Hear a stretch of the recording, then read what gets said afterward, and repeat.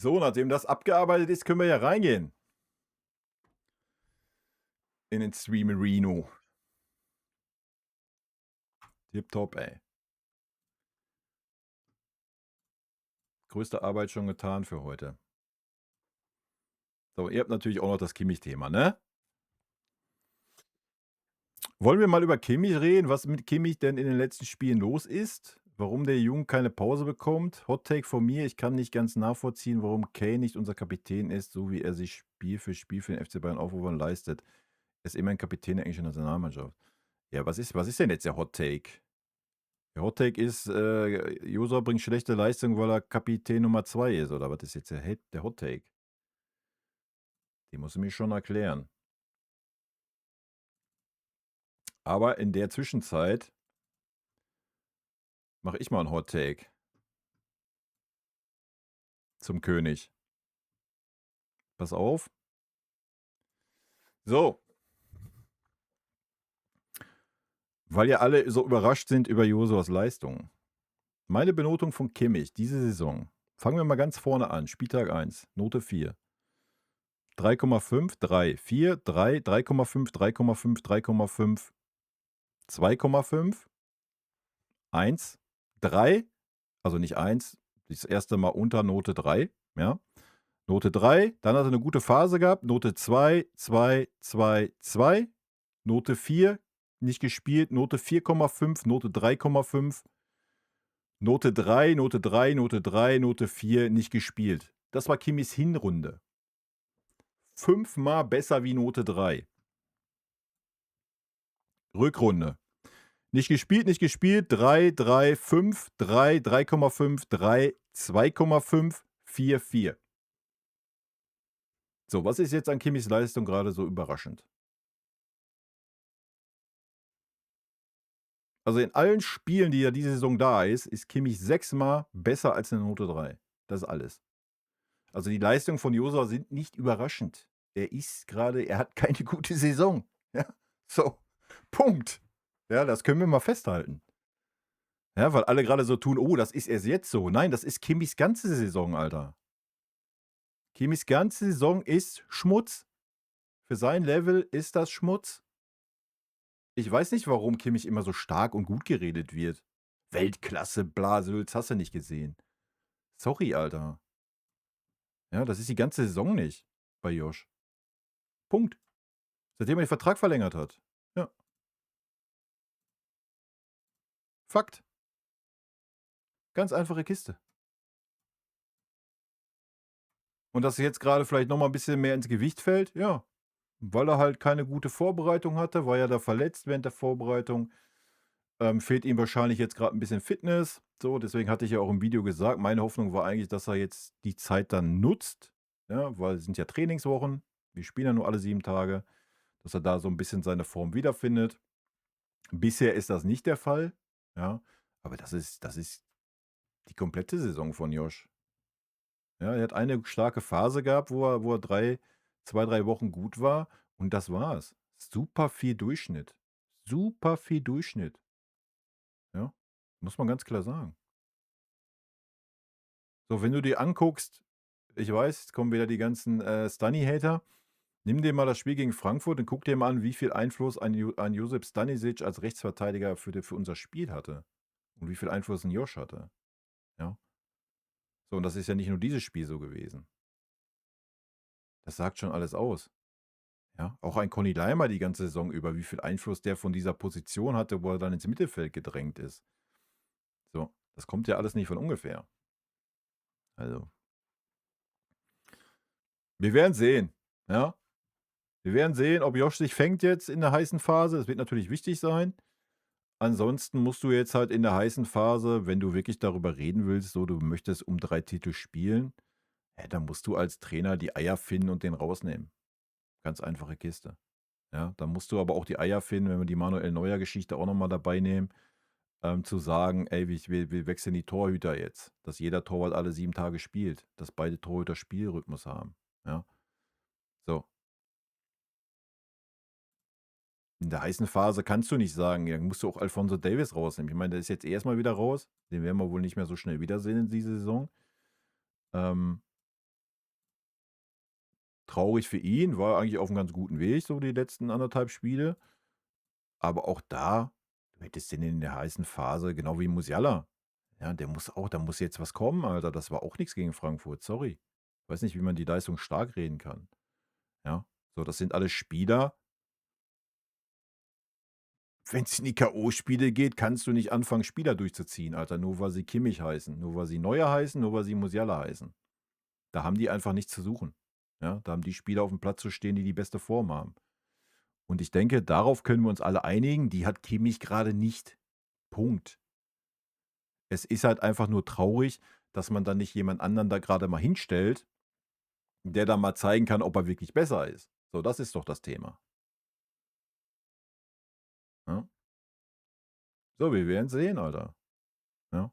Aber aktuell muss man sich nicht wundern, wenn da so 'n Bock geschossen wird, in irgend 'n Champions-League-Spiel, dass 'n Manuel Neuer den Ball fallen lässt und der Gegenspieler das Ding reinmacht, dass Kimmich irgend 'n Bock schießt in der Defensive, wir dadurch 'n Gegentor kriegen, da braucht man sich grade nicht wundern, ja? Und das nimmst du dann einfach fahrlässig in Kauf. So, und da bin ich gespannt, ob Kompanie das tun wird, wenn's in die entscheidende Phase geht. Jetzt kannst du das alles noch wegmoderieren. Alles ist gut. Ja, du kannst das alles noch, wie ich's grade sagte, schlechte Vorbereitung, keine Form, bla Sülz, Spiel trotzdem gewonnen, alles ist doch gut, ne? So, aber spätestens mit 'm Pokalspiel in Leverkusen wird das schon wild werden. Obwohl, das ist ja nach der Champions League sogar. Ist ja erst Ende April oder so 'n Scheiß, ne? Also, von daher kommt ja vorher erst mal Champions League. Also, da kannst du das dann auch nicht mehr moderieren. Wenn du da 'n Kimmich aufstellst, wenn du da 'n Neuer aufstellst und die schießen sich diese Böcke, I don't know, dann bist du selber schuld, ne? Klar wirst du dann die Argumente hören wie immer: „Ja, sind alles verdiente Spieler, haben uns so viel Titel gebracht, dürfen die auch mal machen.“ Ja, aber ich meine, grade bei Manuel Neuer wär's ja auch nicht das 1. Mal, ne? Also abwarten. So.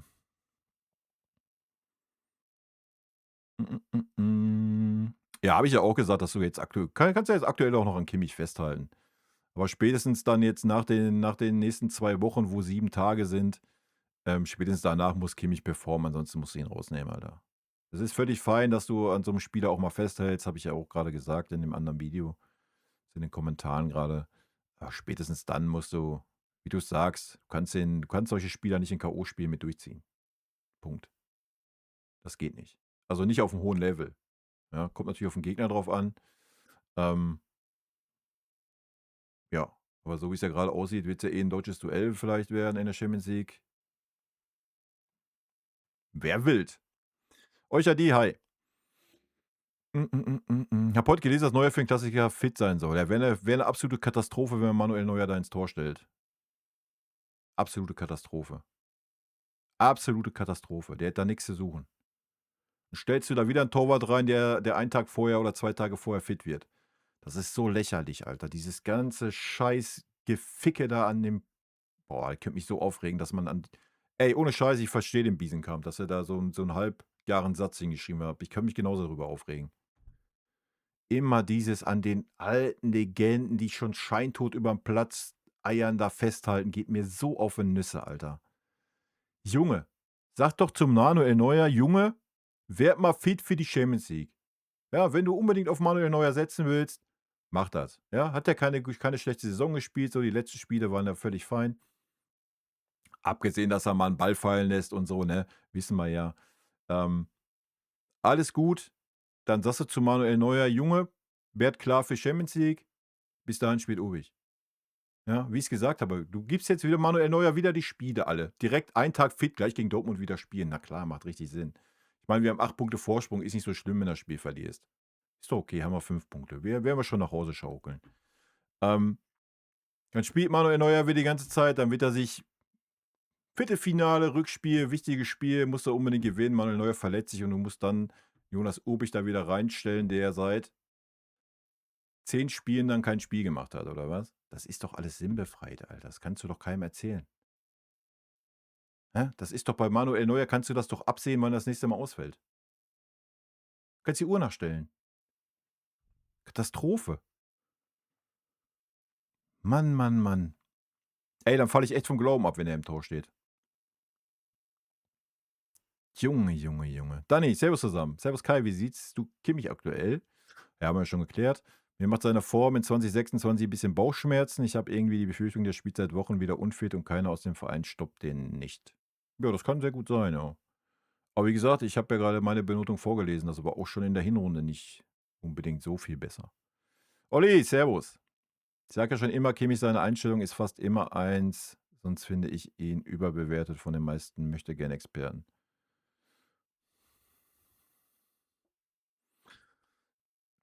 Ich weiß, also keine Ahnung. Blickt da bei den Expertenmeinungen auch nie durch. Haben wir ja schon bei Leroy Sané gesehen. Also. Auch ein Gnabry wird ja immer, auch ein Gnabry wird ja immer als Weltklasse tituliert. Sorry, Alter. Den kannst du Hand in Hand mit Kimmich nehmen, die bringen gerade die gleiche Leistung. Ich weiß es nicht. Aber hey, Hauptsache bei der WM dabei. Chaka. Ich glaube, der ist zusätzlich auch nicht und kuriert sich auch nicht aus und spielt trotzdem jedes Spiel. Ja, keine Ahnung, das wissen wir ja nicht. Also eigentlich kann ich mir das nicht vorstellen. Bin ich ganz ehrlich.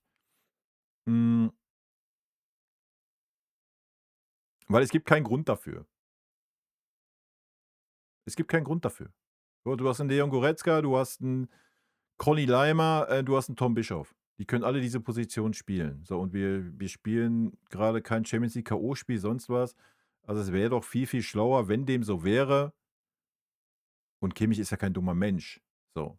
Ja, und Kimmich weiß ja auch, dass er für diese Mannschaft wichtig sein kann. So.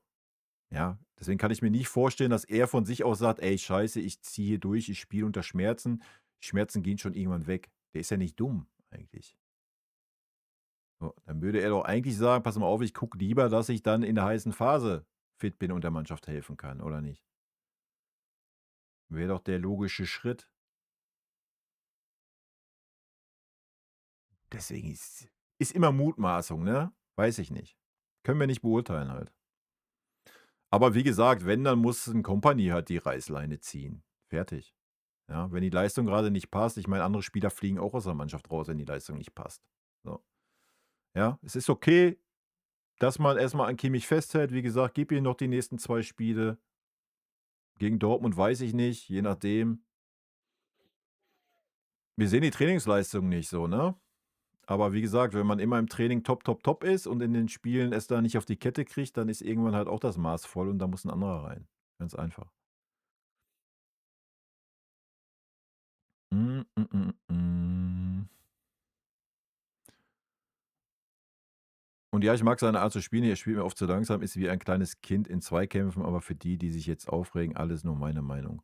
Ne, ich bin da ja bei dir. Also, ich hab's ja war das im letzten Video? Ich weiß es gar nicht, habe ich ja auch schon gesagt. Also, ich glaube, Kimmich ist langsam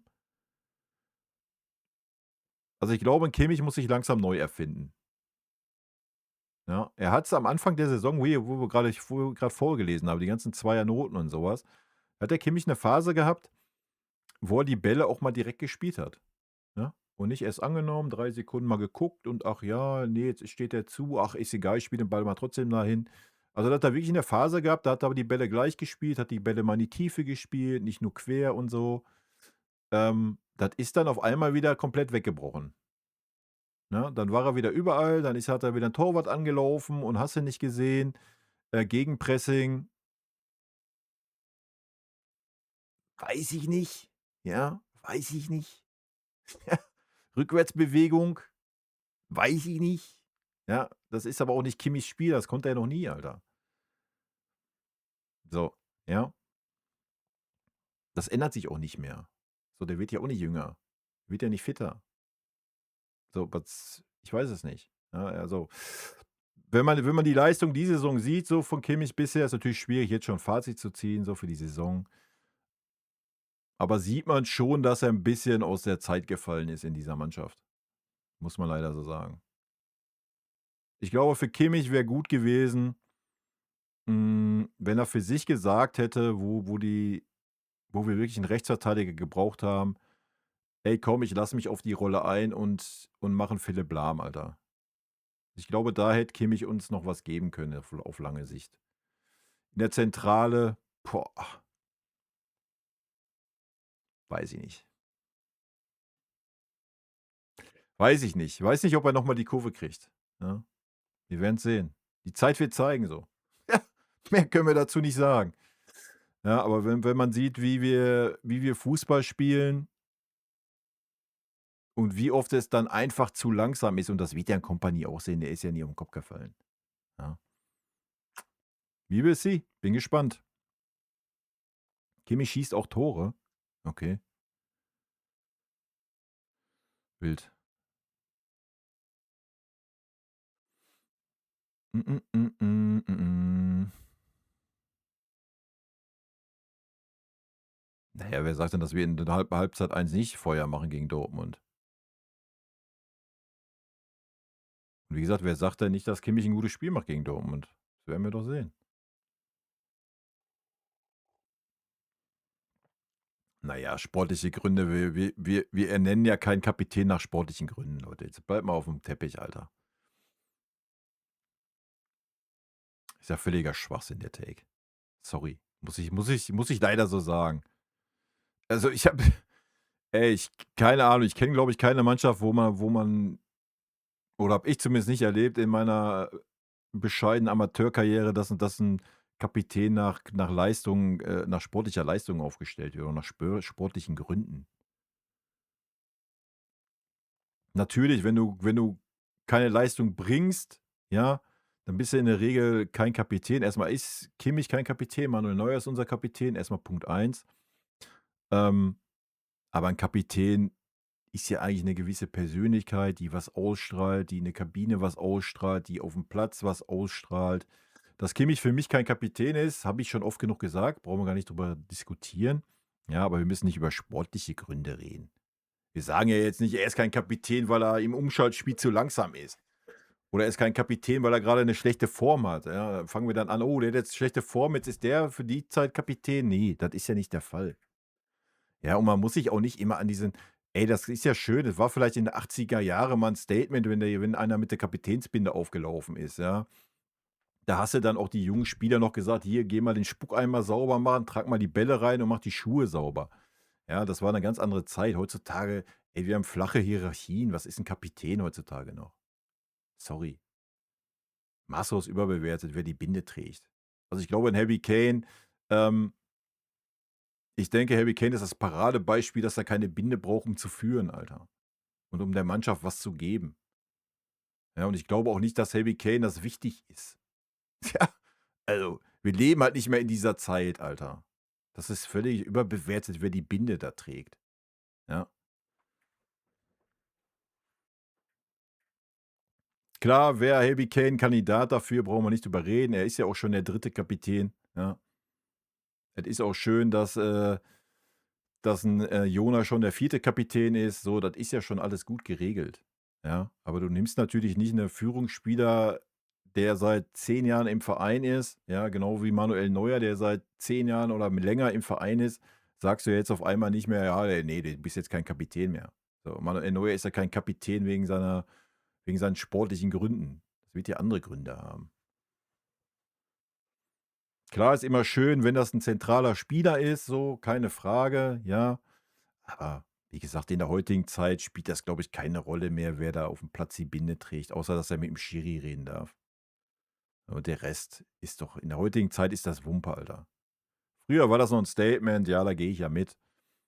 Heutzutage ist das nicht mehr so. Würde ich jetzt behaupten. Die Eier, wie kein Trainer, finde ich. Kimmich spielt immer, ich schätze, der glänzt im Training. Ich weiß es noch nicht. Ich würde den Take noch nicht machen. Wie gesagt, Kompany ist 'n Trainer, der an Spielern festhält, das ist doch fein. Ich glaube aber auch, dass Kompany 'n Trainer ist, der es nicht riskieren wird, Titel wegzuwerfen, nur um an Spielern festzuhalten. Das glaube ich auch nicht. Bin ich mir sicher. Aber das werden die ersten Aufstellungen in irgendwelchen K.O.-Spielen dann zeigen. Beziehungsweise, ich sage mal so, nehmen wir das Hinspiel, was kommen wird in der Champions League. Kimmich steht aufm Platz, bringt 'ne schlechte Leistung, das Spiel danach ist 'ne schlechte Leistung, dann wird er im Rückspiel nicht aufm Feld stehen. Kann ich mir nicht vorstellen. Es sei denn, wir haben das Hinspiel schon 3:0 gewonnen. Aber ich bin gespannt. Dann werden wir sehen, ob ja, was für eine Art Trainer Vinny ist oder nicht ist. Ganz einfach. Weil in K.O.-Spielen, ja, nochmal, haben die Spieler auf dem Feld zu stehen, die beste Form haben und nicht den größten Namen oder sonst was oder die größten Verdienste oder sonst irgend Müll. Mm, mm, mm, mm. Verstehe nicht, warum ein Tom gar keine Option mehr so richtig war letzten Wochen. Das ist ganz einfach zu verstehen. So wie es Olli gerade geschrieben hat, ein Joshua Kimmich spielt immer und 'n Alexander Pavlovic ist gerade der Mann, der das Spiel trägt.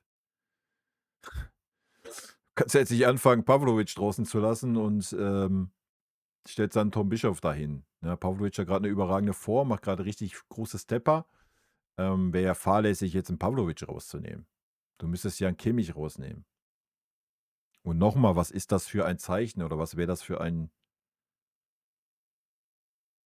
ja, was wäre das für 'n Zeichen? Ey, ihr braucht euch nur die Pressekonferenz danach würde doch brennen. Ja, der Presseraum wäre endlich mal wieder voll. Josua Kimmich nur auf der Bank, Tom Bischof Startkandidat. Da brennt's doch gleich.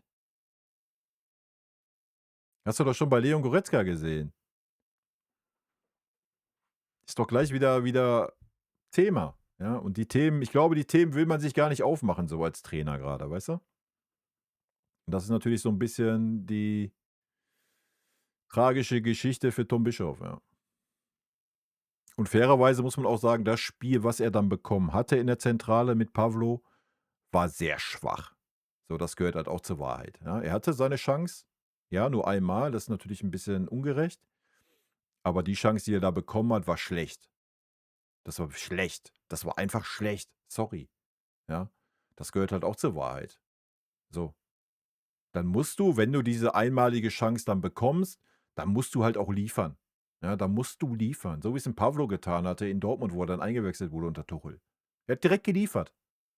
So, und Tom hatte diese Chance. Das dürfen wir alle nicht vergessen, ja? Ja, natürlich reicht diese eine Chance nicht und er wird auch noch mal 'ne Chance bekommen, so, keine Frage. Aber wenn er da geliefert hätte zu 110%, ja, dann hätte er jetzt vielleicht auch schon viel mehr Spielzeit da, dieser Posi. Wer weiß das, ja? Aber hat er nicht gemacht. War 'n richtig schlechtes Spiel in der Zentrale von ihm. Das ist halt auch der Punkt. Und ne, er kriegt keine 2 Spiele auf seiner Position am Stück, ja. Weil du halt auf Kimmich setzt. So, weil Kimmich der Erfahrene ist und Kompany hat sich ja schon oft genug dahingesetzt und hat uns erklärt, dass Erfahrung für ihn super wichtig ist. So, und deswegen spielt da 'n Kimmich grade, obwohl er nicht die beste Form hat. Können wir alle scheiße finden, ja. Ändern werden wir's nicht, aber ich kann euch auf jeden Fall sagen, warum's so ist. Ja, das sind die Worte von Kompany. Deswegen steht auch immer wieder Manuel Neuer im Tor, sobald er fit ist. Traurig, aber so ist es. Ja, wir werden mal abwarten, ob 'n Vinny ihn rausnimmt. Ich glaube schon, dass 'n Vinny, wenn's drauf ankommt und wie gesagt, Kimmich wirklich 'ne schlechte Form hat, dann glaube ich schon, dass er ihn rausnimmt. Und wenn er 'n Goretzka bringt, das kann er noch verargumentieren. Dann wird er wahrscheinlich keinen Tom Bischof da hinstellen, weil dann ist natürlich das Medienecho riesig. Josua Kimmich nur auf der Bank, Tom Bischof wird Josua Kimmich vorgezogen. Bla Sülz, da brennt ja gleich, die ganze Bildzentrale, Alter. Ja. Oder er nimmt 'n Conny Leimer. Wenn er schlau ist, nimmt er 'n Conny Leimer und verargumentiert das mit dem Gegenpressing, weil Conny Leimer einfach im Gegenpressing, 100-mal stärker ist, wie's 'n Kimmich ist. Neuer will ja wieder unbedingt in Dortmund spielen. Ja, wie sage ich ja, ist das Schwachsinn. Also, erst mal haut er sicher gegen Dortmund sowieso immer Dinger raus. Ja, I don't know. Habe ich gerade schon mal zu gesagt. Ja, sage ich auch nichts gegen mit der Form von Kimmich. Brauchen wir auch nicht drüber reden.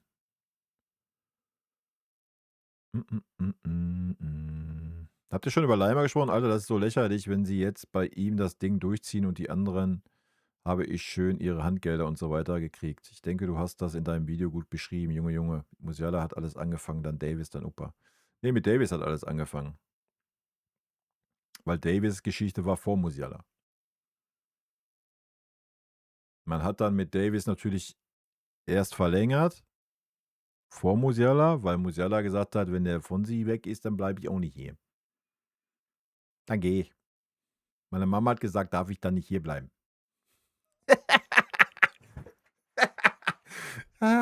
Ja, und wie gesagt, ich habe in dem Video alles gesagt, ne? Und das wird bei jedem Spieler so sein. Ja, ich habe vorhin noch gelesen, ich weiß nicht, ob es stimmt, auf dem Scheißhaus habe ich gelesen, dass Lennart Kahl einen neuen Vertrag kriegen soll auf 8 Millionen. Da fällt mir auch ein Ei aus der Hose. Der Vertrag soll noch mal jetzt, geändert werden, dass er 8 Millionen bekommt. Für was? Für was? Für was? Für 6 gute Spiele, die er hatte am Stück, die gute Phase und danach nur noch Mittelmaß? Der kriegt dann dasselbe wie ein Conny Leimer? Das musst du dir reinziehen. Der kriegt dasselbe wie Conny Leimer. What the fuck? Über was reden wir? Hä? Lass den Jungen doch mal eine Saison liefern, Alter, dann können wir ja mal anfangen. What the fuck? Junge. Kapier's nicht. Aber wie gesagt, unsere Gehaltsstruktur und da bin ich raus, ne? Ich kann das nicht mehr nachvollziehen. So gar nicht. So absolut null. Seit der Davis-Geschichte ist der Zug bei mir abgefahren. Und ja, das sorry, Alter, jetzt mal ernsthaft.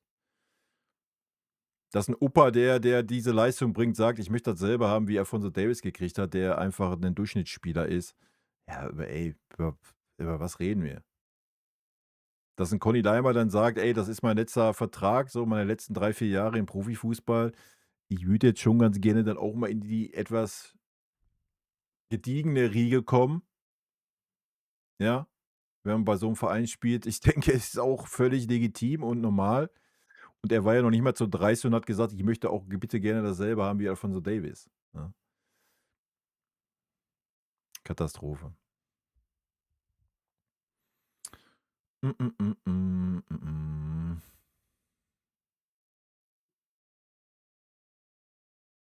Ja, alles gut. Du musst bei für mich bei Torhütern, ja, ich lese das erst mal kurz vor. In der Liga darf Neuer ruhig spielen, aber bloß nicht im Pokal und Champions League. Verstehe das auch null nicht. Warum lässt man Obig bis zu den Champions League Achtelfinale nicht im Tor und Neuer kann bis zum Achtelfinale-Hinspiel richtig fit werden? Also, bei Torhütern, denke ich, ist es wichtig, dass Torhüter Spielpraxis haben. Ja, auch wenn Obig das gerade sehr gut macht, auch ohne viel Spielpraxis. Aber man hat es auch gesehen in dem einen Spiel, ja, dann passiert halt auch mal sowas, was da passiert ist. Ähm, und wenn du so 'n Torwart hast wie Manuel Neuer, der wirklich stark 'ne gute Saison spielt im Großen und Ganzen, aber immer mal wieder ausfällt. So einfach so aus heiterem Himmel, weil er irgendwelche Wehwehchen hat, weil er einfach 'n alter Sack ist, ja? Da muss ich doch so schlau sein und zu sagen, wenn ich so 'n kritischen Torwart da habe, von Verletzungen jetzt oder auch von der Form. Denken wir nur an die 4 schlechten Spiele, die Manuel Neuer hatte, wo er fast in jedem Spiel 'n Tor verschuldet hat, ja? Ist ja auch noch möglich, ne? Dann sollte man es doch hinbekommen, dass man beiden Torhütern Spielzeit gibt. Und so viele englische Wochen, wie wir haben, muss es doch wohl möglich sein, dass beide Torhüter mindestens alle 7 Tage 'n Spiel machen.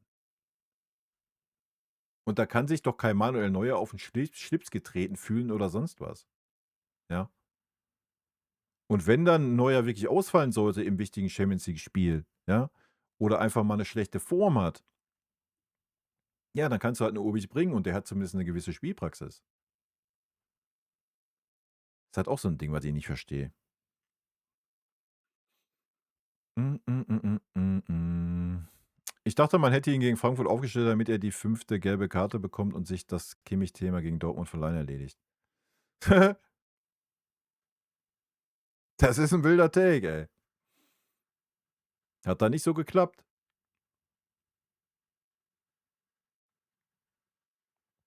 Ist halt Wahnsinn, was Bischof Leimer wie Arsch auf Eimer in Kompanie sein System auf der 6 passen, aber wegen Kimmich probiert man es nicht mal ernsthaft. Ja. Aber das war doch klar, Leute. Also, da brauchen wir uns doch jetzt nicht mehr drüber aufregen. Das Thema war bei der Vertragsverlängerung. Das war doch der Knackpunkt. So, entweder sagst du: „Ey, ich setze die nächsten 3 Jahre auf Joshua Kimmich“, Dann verlängerst du den Vertrag, schiebst ihn weiterhin 20 Mille in den Arsch für die Leistung. Die Leistungen waren die letzten Jahre schon nicht gut. So, gehen wir doch einfach mal zurück, Alter. Das, was Kimmich gerade zeigt, ist Kimmichs Kurve. Kimmichs Leistungskurve. Die wird von Jahr um Jahr, wo er ein bisschen älter wird, ein bisschen schwächer. Das ist immer noch ein ordentliches Mittelmaßlevel, so, ja. Jetzt gerade sticht es ein bisschen mehr raus, dass es noch ein bisschen schlechter ist, vielleicht wegen seinen Wehwehchen, keine Vorbereitung haben wir schon gehabt, dies, das, Ananas. Aber die letzten Jahre waren doch nicht anders. Und Kimmich wird doch kein anderer Spieler mehr. Kimmich ist zu langsam, Alter. Der hat keine Rückwärtsbewegung. Der Fußball wird von Jahr zu Jahr schneller, direkter, direktes Spiel in die Tiefe. Ja, keine Gegner fangen doch mehr an und nehmen den Ball und gucken erstmal und schauen und machen und tun. Das ist nicht mehr Spiel. Der Fußball entwickelt sich, ja? Das ist doch völlig normal. Und du hast dich halt entschieden mit der Verlängerung von Joshua Kimmich, ich möchte diesen Faktor gerne in der Mannschaft haben und dann hast du den jetzt. Punkt. Ja, das ist es. Ganz einfach. Und wenn du den Vertrag verlängerst, dem 20 Mille in den Arsch schiebst, kannst du jetzt nicht anfangen, machen wir uns alle nichts vor. Du machst so ein Fass auf, wenn du jetzt anfangen würdest und setzt einen Kimmich auf die Bank. Machen wir uns doch nichts vor. Ein Conny Leimer kannst du vielleicht noch argumentieren. Ja? Kannst du jetzt aber auch nicht mehr, weil Alphonso Davies fällt ja wieder aus. Sonst hättest du den noch für argumentieren können, wenn Fonsi wirklich wieder schnell in eine gute Form gekommen wäre, hättest du sagen können, ja, Stani als Rechtsverteidiger ist gerade sehr, sehr gut. So, da gibt es nichts zu diskutieren. Wenn Davies als Linksverteidiger gut gewesen wäre, dann hättest du gesagt, oh, ich habe einen Conny Leimer über, aber der war ja so wichtig, ja. Und der Josh ist gerade nicht ganz so gut. Komm, ich stelle mal einen Conny Leimer dahin. So, das hättest du noch für argumentieren können. Aber wem willst du denn jetzt für argumentieren, ich stelle einen Tom Bischof dahin und setze einen Kimmich auf die Bank? Der macht einen Fehler, dann wird er zerrissen, Alter. Ja.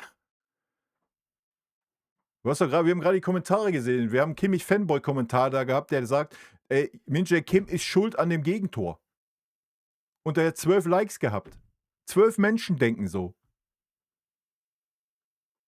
Multiplizier das mal auf die Masse. Das heißt, jeder Dritte denkt immer noch, der Kimmich ist ein Weltstar, Alter. Was er schon seit 3, 4 Jahren nicht mehr ist. Sorry. Ich habe es gerade schon gesagt, Josh wäre schlau gewesen, hätte er die Rechtsverteidiger-Posi angenommen beim FC Bayern. Da hätte er nochmal aufblühen können. Ja. So, der Fußball entwickelt sich. Und guck dir mal ey, Josh kann immer noch wichtig sein. Hat er bewiesen, ja. Wir haben das eine Spiel gehabt, wo war das? War das in Bremen oder was? Wo eingewechselt wurde, wo du gesehen hast, jo, da kommt ein bisschen Struktur in die Mannschaft. Da war es super wichtig, dass er da war. Aber du wirst doch einen Kimmich nicht mehr ändern können. Das Defensivverhalten ist Müll bei Josh. Junge, der schmeißt sich im oder vorm eigenen 16er. Sobald er mal eine kleine Berührung hat, schmeißt er sich auf den Boden und hofft, dass er einen Pfiff kriegt vom Schiedsrichter.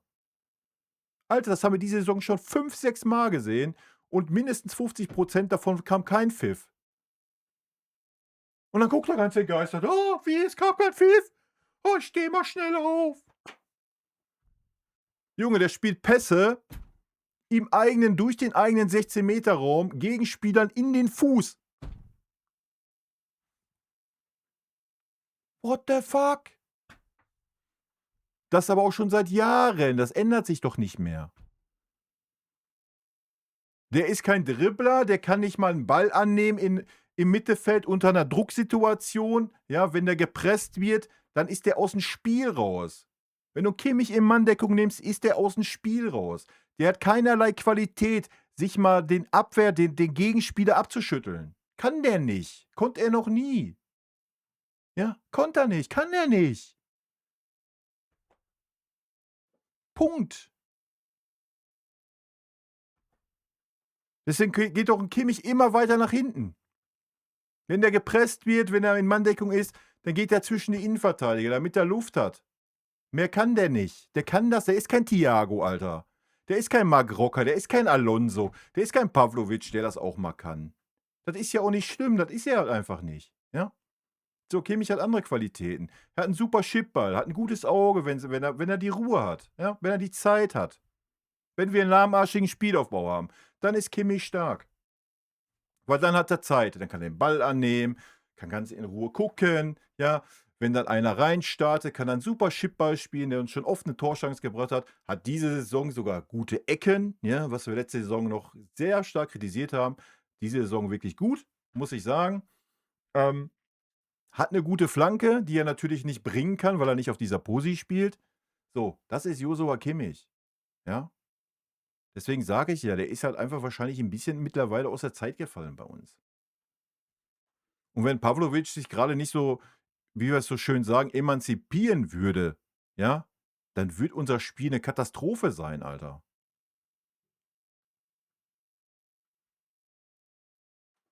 Ich meine, es ist doch jetzt schon so, dass Harry Kane mehr Sechser und Achter ist wie Joshua Kimmich. Mehr brauchen wir doch nicht mehr sagen, Alter. Ja, aber das war mit der Verlängerung klar. Du hast den Vertrag verlängert und dann spielt er. Punkt. Das ist dasselbe, wenn du mit Manuel Neuer den Vertrag verlängerst, dann spielt er nächstes Jahr auch wieder. Der spielt wieder 2/3 Minimum aller Spiele. Ja, und der entscheidet das noch selber. So 'n Verein sind wir. Ja, das ist alles. Vielleicht, vielleicht, Hot Take meinerseits, wenn der Kimmich so weitermacht und vielleicht noch 2, 3 so 'ne Aussetzer hat und die Leistung weiter so bescheiden bleibt, vielleicht kommt dann irgendwann 'n Reporter auf die Idee und stellt mal die Frage andersrum bei 'ner Pressekonferenz. Warum denn ein Tom Bischof oder ein Goretzka nicht mal die Chance bekommen, weil Kimmich grade nicht so gut ist. Und vielleicht hat Kompanie dann die Erlaubnis, ihn mal rauszunehmen. Ja, das ist es. Genau. Manu ist Kapitän, weil der Verein ihnen schon das Herz rausgerissen hat. Und jetzt überlegt mal, ihr nehmt dem Manuel Neuer noch die Vereinsbinde weg. Dann fängt er an zu weinen in der Öffentlichkeit. Pawlovic könnte kein Kapitän sein, Alter. Vielleicht in 3, 4 Jahren, wenn er sich ein bisschen, wie gesagt, ist grade auf'm guten Weg, aber Pawlovic ist doch kein Führungsspieler, Leute. Jetzt mal ernsthaft, 'n Kapitän sollte doch schon 'n Führungsspieler sein, oder? Da sind wir uns doch wohl alle einig. Also, Pawlovic ist ja vieles, aber mit Sicherheit noch kein Führungsspieler.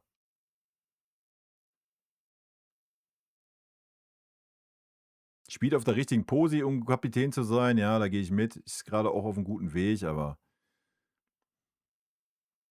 also, da haben wir andere im Team, die mit Sicherheit da,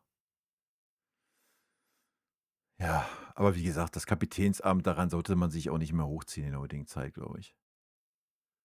Und Terry braucht doch keine Binde. Der ist 'ne Binde, Alter. Der der verkörpert 'ne Binde. Ja, es sind immer gleich alle in Madrid. Hör mir auf, Alter. Leider ist mit einem Fuß in Madrid, wenn das so weitergeht, ja.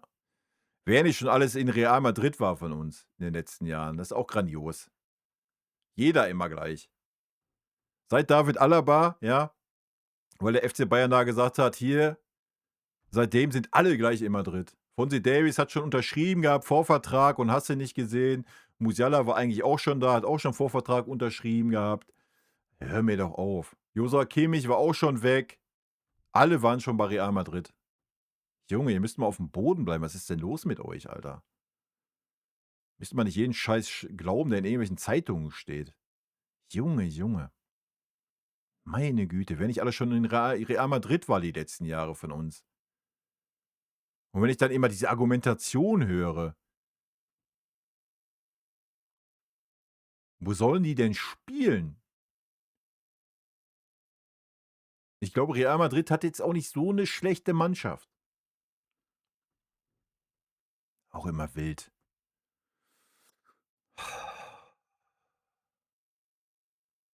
So war das wirklich mit der Mama. Ja klar war das so. 2 für statt 8 für Karl. Ja, ist auch lächerlich. Hör mir auf, Alter. Nein, das ist ja okay. Es ist viel Geld im Fußball, sollen die alle verdienen, sollen sie alle in den Arsch gepumpt kriegen. Das Thema haben wir schon 100-mal durch. Ist ja alles gut, ja. Aber da musst du auch mal anfangen, nach Leistung zu verteilen, ja. Und ein Fonzie Davis, sorry, das Thema wird immer wieder kommen, der verdient keine 20 Millionen, Alter. Und dass ein Conny Leimer, der 8 Millionen verdient, maßlos unterbezahlt ist, wenn man den seine Leistungen sieht, da brauchen wir auch nicht weiterreden, oder?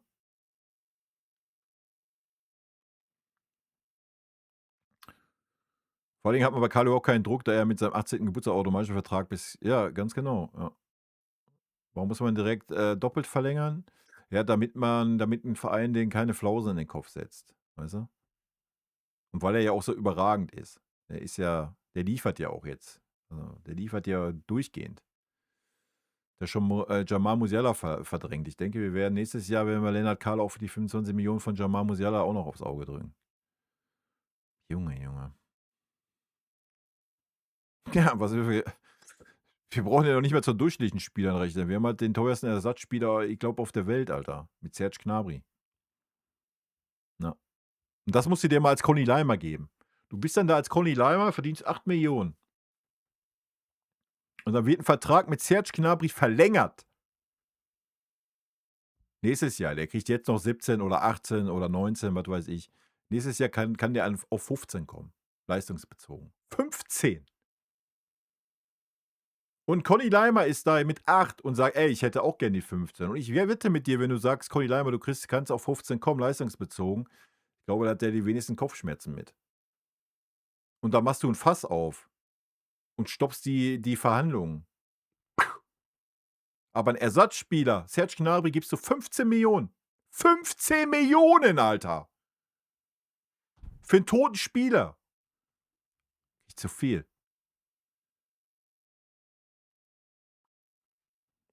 Geht in meine Birne nicht. Geht in meine Birne nicht. Sorry.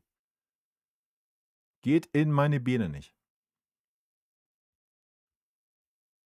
Was hat Opa denn für 'n Markt, Alter? Jetzt hört doch mal auf, ey. Opa ist ja im FC Bayern auf der Nase rumgetanzt, genauso wie's 'n Alphonso Davies getan hat.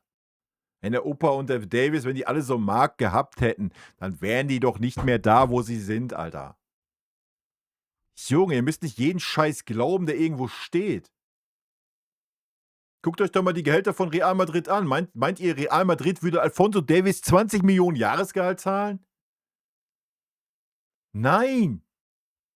Einfach nein, Alter. Die sind nicht so geisteskrank wie wir. Serge Gnabry, such mir irgendeinen anderen Verein auf dieser Welt, wo der 15 Millionen verdienen würde. Außer vielleicht irgendwo in Saudi-Arabien. Dasselbe mit Opa. Jetzt mal ernsthaft. Wenn der Opa alle so tolle Angebote gehabt hätte, wenn er so ein geldgeiler Wichser ist, was er nun mal ist, was er bewiesen hat, ja, klar, dann wäre er jetzt noch beim FC Bayern oder was. Wenn Paris zu Opa gesagt hätte: „Komm Opa, kriegst bei uns 20 Mille und kriegst noch 40 Handgeld", dann meinst du denn nicht, er wäre als Franzose, als französischer Nationalspieler, dann nach Paris gegangen? What the fuck? Junge, müsste man nicht jeden Scheiß glauben, Alter. Junge. Ey, dass Opa 'ne starke Saison spielt, so keine Frage, ja. Dass er grade wichtig ist für diese Mannschaft, keine Frage. Aber das hört sich immer so an, als hätten die alle Schlange gestanden und hätten Opa 20, 25 Millionen geboten. Ja, wenn dem so gewesen wäre, wäre er nicht beim FC Bayern mehr, Alter. Er hat das Maximale rausgepresst und hat dann gesagt: „Hey, ja, ich bleibe hier, ich bin ja, alles super, München, Und Alphonso Davies dieselbe Scheiße, Alter. Der durfte auch schon mit anderen Vereinen verhandeln. Upamecano durfte auch mit anderen Vereinen verhandeln seit Januar. Ja, meint ihr, das hat er nicht getan? Wir haben März fast. Meint ihr, das hätte er nicht getan? Wenn da Angebote gewesen wären mit 25 Millionen? Hör mir auf, ey. Junge, Junge. Man muss sich immer denken, dass andere Vereine genauso so Banane in der Birne sind und den Spielern so viel Jahresgehalt zahlen wie wir, Alter. Guck dir mal die Gehaltsrangliste an, wo wir stehen. Brauchen wir nicht weiterreden, oder? Ich glaube, Real Madrid steht vor uns, weil da so Kylian Mbappé rumläuft, der irgendwie 30, 40, 50 Millionen im Jahr kassiert. Und so Vinicius Junior, der wahrscheinlich auch dasselbe verdient. Und alles andere Krüppzeug, was da rumläuft, verdient nicht annähernd 20 Millionen, wie wir bei uns beim FC Bayern an Spielern haben, Alter. Die haben ihre 3, 4 Riesenstars, die Kohle in den Arsch geschoben kriegen und alle anderen laufen da mit normalen Gehältern rum. Junge, wir haben seit Jahren die meisten Spieler, die über 15 Millionen an Gehältern verdienen. Die meisten in Europa. Hat nicht Real Madrid, Barcelona, nein, der FC Bayern. Wird vielleicht jetzt anders, weil 'n Serge Gnabry 'n bisschen da drunter kommt, 'n Leon Goretzka abgegeben wird und vielleicht Thomas Müller schon weg ist und vielleicht 'n Manuel Neuer noch aufhört. Aber du hast ja schon Alphonso Davies jetzt dahin gezogen, du hast 'n Upamecano dahin gezogen und du hast 'n Jamal Musiala dahin gezogen. Also, hast ja auch schon wieder 3 neue in der Riege. Ja, tipptopp. Läuft bei uns. Junge.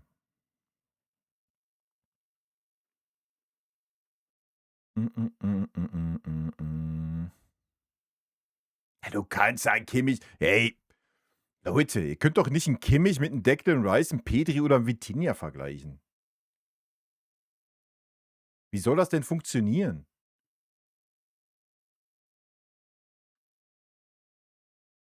Wenn, dann musst du ja 'n Kimmich von vor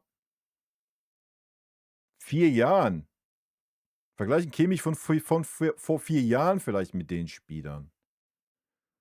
Aber das ist auch, was ich sage, der Fußball entwickelt sich doch auch super schnell, ja? 'N Spieler wie 'n Effenberg oder so was wird doch heute auch nicht mehr klarkommen. Man kann das doch gar nicht mehr vergleichen. 'N Marc van Bommel. Marc van Bommel würde in der heutigen Zeit in jedem Spiel mit 'ner roten Karte vom Platz gehen und Effe wahrscheinlich in jedem zweiten Spiel, Alter. Kannst du halt nicht mehr vergleichen. Es sind andere Qualitäten gefragt in der heutigen Zeit.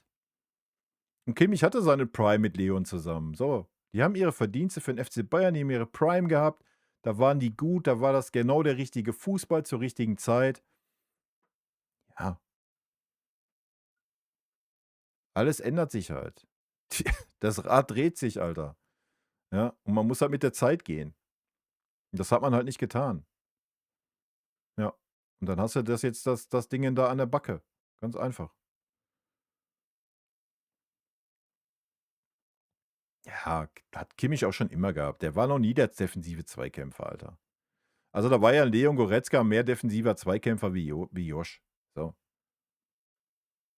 gehört halt auch zur Wahrheit. Ja, deswegen habe ich auch immer gesagt, Josh ist auch kein Sechser, Alter. Aber wir spielen ja auch nicht mit Sechser. Wir haben keine Sechser bei uns.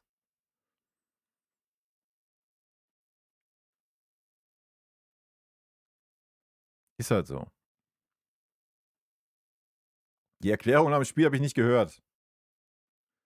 Ich kann mit Erklärungen von Kimmich nach Spielen eh nix anfangen. Die regen mich immer nur auf. Aber kannst mich gerne aufklären. Aber dann ist wahrscheinlich wieder ganz vorbei. Ah.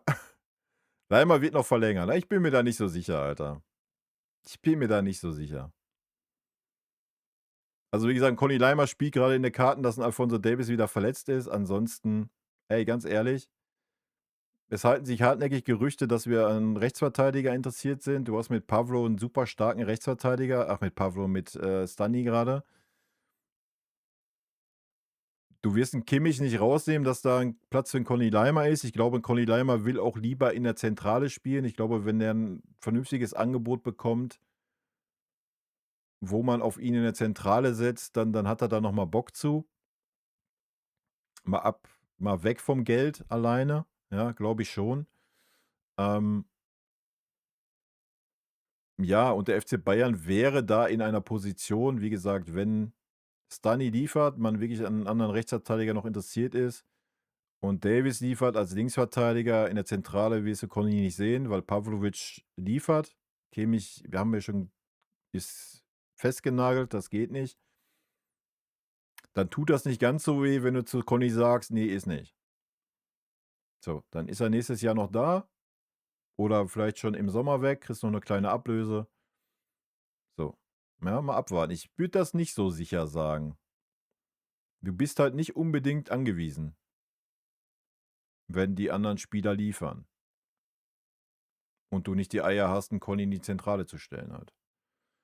So, und ich glaube nicht, dass 'n Conny Bock hat, wieder in die zweite Riege zu gehen und wieder nur jedes dritte, vierte Spiel zu spielen. Oder in den wichtigen Spielen draußen zu sitzen. Ich denke mal, das ist auch noch ein Faktor, der da mit reinspielen wird. Also ich wäre mir da nicht so sicher, dass ein Conny nicht im Sommer weg ist. Was mich am meisten nervt an Kimmich, dass er seit Jahren Diskussionsthema ist. Das zeigt doch schon alles auf. Weiß ich nicht. Ist ja auch nicht immer zu Recht Diskussionsthema, ne? Darf man auch nicht vergessen. Aktuell ist das auf jeden Fall zu Recht, ja. Unter Tuchel war es nicht zu Recht, finde ich, weil da über eine Sache diskutiert wurde, die einfach nicht ist. So. Kimmich ist halt kein Palinja. Wird haben wir gerade schon gesagt, wird er nie sein, ist nicht sein Ding, Alter. So. Kompany erwartet das ja auch nicht. Und das ist halt das Richtige. Also, du kannst das nicht erwarten von Josh. Ne? Ganz einfach. Das ist das Thema. Aber ich denke, er erwartet mehr, wie wir gerade sehen, ja. Aber hey, jeder Spieler hat mal eine schlechte Phase, ne? Darf man auch nicht vergessen. Die Frage ist halt, kommt ein Kimmich nochmal raus aus dieser Phase? Aus dieser Durchschnittsphase? Das werden die nächsten Wochen, Monate zeigen. Wenn Joshua so spielen würde, wie er verdient, Junge, Junge, ja. Aber das kannst du halt über sehr, sehr viele Spieler beim FC Bayern sagen. Nicht nur über einen Kimmich.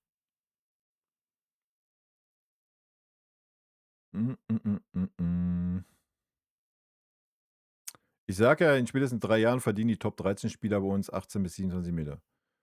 Ja, aber das war doch klar mit der Davis-Verlängerung. Du hast ja auch keine Argumente. Entweder tauschst du die Spieler aus. Jeder Spieler, der ansatzweise Stammspieler ist, jetzt mal ernsthaft, warum sollte ein Stanisic jetzt sagen, ey, ich möchte weniger Geld haben wie ein Alphonso Davies, weil Alphonso Davies ist ja so viel besser wie ich. Der lacht ihn noch aus. Michael Olisse. Wenn du mit Michael verlängern willst, wenn der Vertrag irgendwann ausläuft, musst du dir Minimum 25 Mille geben. Und eigentlich, wenn du das dann in ein Verhältnis zu Alphonso Davies setzt, musst du ihm eigentlich 35 Millionen geben. Ja? Das ist doch das Problem. Jeder Durchschnittsspieler, ich meine, wir haben ja nicht viele Durchschnittsspieler, aber jeder Spieler, weil es wird ja mal groß angekündigt, wir haben die Topstar-Riege, dann haben wir die Indianer-Riege und dann haben wir die Nachwuchsriege. So, das ist unsere Staffelung der Gehälter, ja. Wurde ja mal ganz groß angekündigt am Anfang der Saison von Chrissy. Ja. Ja, es wird so sein, dass wir irgendwann 20 Spieler da haben, hier keinen mehr und unten dann so 3, 4 Jugendspieler. Darauf wird das hinauslaufen. Weil du einen aus dieser Riege genommen hast mit Alphonso Davies und ihn da reingepackt hast. Warum sollte denn jetzt irgendein anderer Spieler aus der mittleren Riege sagen, ich möchte weniger haben wie dieser Spieler? Warum sollte er das tun? Passiert nicht. Erst recht nicht in der heutigen Zeit, Alter. Es gibt keine Vereinsliebe, Vereinstreue, sonst irgendeinen Mist. Ja. Jeder Spieler guckt, das verdient Alphonso Davies, das leistet Alphonso Davies. Ey, ich leiste Minimum dasselbe wie Alphonso Davies, also möchte ich das gleiche Gehalt haben. Punkt. Und das war doch auch bei Opa der Fall. Opa wollte doch nichts anderes. Der wollte dasselbe Gehalt und dasselbe Handgeld wie Alphonso Davies. Nichts anderes. Nichts anderes.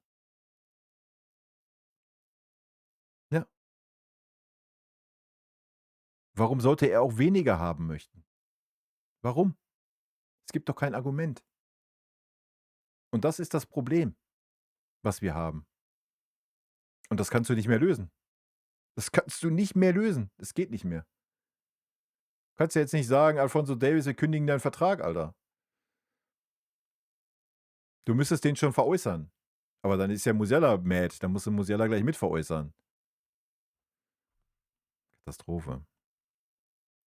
Und wenn du dir dann mal anguckst, wie stark wir in der Hinrunde waren, ohne diese beiden Spieler, ist das noch mehr ein Trauerspiel. Weil da hast du gesehen, dass du auf diese Spieler noch nicht mal angewiesen bist. In keiner Art und Weise. In keiner. Ja. Und trotzdem hat man sich diese Scheiße angetan. Sorry, auch dass Musiala 25 Millionen bekommt, ist eine Farce. Punkt. Wie kann der denn so viel bekommen, wie Harry Kane bekommt? Wie kann das sein? Aufgrund welcher Leistungen? Ein starkes halbes Jahr, was er hatte, ja. Ja, ansonsten super viel Potenzial, 'n guter Spieler, definitiv, ja. Logisch. Aber lass den Jungen doch mal 2 Saisons liefern, dann kann er doch auch die 25 Millionen gerne haben. Ja, aber bei uns ist so: „Oh, da ist Potenzial da. Ui, ui, ui, ui, der kann mal was werden. Oh, da ist 'n anderer Verein, der ist interessiert.“ Ach komm, 25 Millionen. Alphonso Davies 20 Millionen. So lächerlich, Alter. Katastrophe. Du kommst da nicht mehr raus. Du kommst da nicht mehr raus. Du kommst da nicht mehr raus. Ja, und hier steht's ja grade, ja, weil Valverde verdient 12 Millionen brutto bei Real. Ja, das ist das Standardgehalt bei Real, Alter, außer diese absoluten Topstars. Ja, das ist nicht wie bei uns. Ist wild, ne? Ja, ja. Aber da reden wir jede Woche drüber, ey.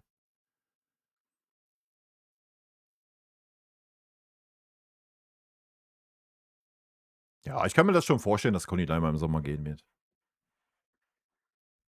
Wie gesagt, ich glaube erstens nicht, dass 'n Conny Leimer glücklich ist als Außenverteidiger. Hat er auch immer wieder gesagt. Natürlich wird er glücklich sein, dass er spielt beim FC Bayern so, keine Frage. Aber ich denke, er wird sich das auch anders vorgestellt haben. Ja, unsere Außenverteidiger sind auch teilweise Mittelfeldspieler, das ist schon richtig. Aber die zentrale Posi, ey, grade in diesem System ist ja eigentlich für 'n Conny Leimer gemacht. So, ja. Die ist ja die ist ja für Conny Leimer gemacht. Die wurde ja erfunden für Conny Leimer. Und er darf da nicht spielen. Ja. Ich glaube, das ist Punkt eins. Und wie gesagt, du kannst nicht 'n Alphonso Davies 20 Mille geben und sagst dann jetzt zu Conny: „Ja komm, ey, wir kriegst 'ne kleine Erhöhung, kriegst 10.“ Dass der Spieler dann sich, sind wir wieder bei dem tollen Wort, nicht wertgeschätzt fühlt. Wenn man aber mal die Leistung von Conny Leimer sich anschaut und wie er immer 110% gibt, kann man das dann schon irgendwo nachvollziehen, ne? Ja, ist halt so. Und dann wird er im Sommer gehen. Warum auch nicht? Ja. Sein letzter Vertrag so, wir kriegen noch 'ne Ablöse, wenn er irgendwo 'n Verein findet, der sagt: „Ey, Conny Leimer, wir wollen dich in der Zentrale“, glaube ich schon. Kann ich mir schon vorstellen, ja. Warum auch nicht? Hm, Die Berater unserer Spieler machen doch nur Scheinverhandlungen mit anderen Vereinen, weil sie wissen, wir fallen drauf rein und werden ihnen alles geben. Ja, das weiß ich noch nicht mal, als ob das Scheinverhandlungen sind, aber so ist das Geschäft halt so, ja? Und natürlich haust du irgendwelche Namen raus, ja? Ich möchte auch nicht wissen, wie viel Kohle an irgendwelche Reporter fließen, Alter. Jetzt mal ernsthaft, müssen wir uns doch auch nicht irgendwie was vormachen, oder?